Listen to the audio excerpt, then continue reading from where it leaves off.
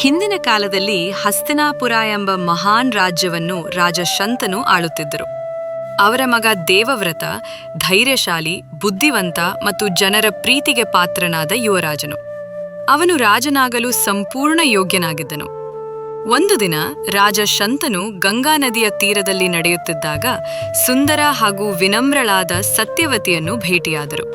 ಅವರು ಆಕೆಯನ್ನು ಪ್ರೀತಿಸಿ ವಿವಾಹವಾಗಲು ಬಯಸಿದರು.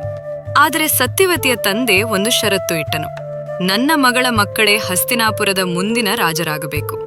ಈ ಮಾತು ರಾಜ ಶಂತನುವಿಗೆ ತುಂಬ ದುಃಖ ತಂದಿತು. ತಮ್ಮ ಮಗ ದೇವವ್ರತನ ಹಕ್ಕನ್ನು ಕಸಿದುಕೊಳ್ಳಲು ಅವರಿಗೆ ಮನಸ್ಸಾಗಲಿಲ್ಲ.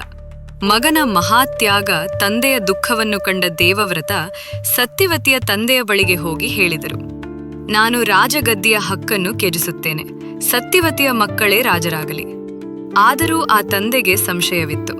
ನೀನು ಮದುವೆಯಾದರೆ ನಿನ್ನ ಮಕ್ಕಳು ಮತ್ತೆ ಹಕ್ಕು ಕೇಳಬಹುದು. ಆಗ ದೇವವ್ರತ ಮಾಡಿದ ವ್ರತ ಇಡೀ ಲೋಕವನ್ನೇ ಬೆಚ್ಚಿ ಬೀಳಿಸಿತು.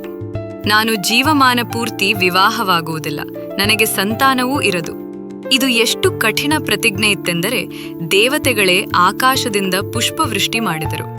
ಆ ದಿನದಿಂದ ದೇವವ್ರತನಿಗೆ ಭೀಷ್ಮ ಎಂಬ ಹೆಸರು ಬಂದಿತು.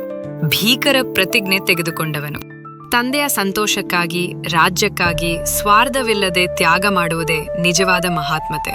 ಭೀಷ್ಮನ ಜೀವನ ನಮಗೆ ತ್ಯಾಗ, ನಿಷ್ಠೆ ಮತ್ತು ಧರ್ಮದ ಮಹತ್ವವನ್ನು ಕಲಿಸುತ್ತದೆ.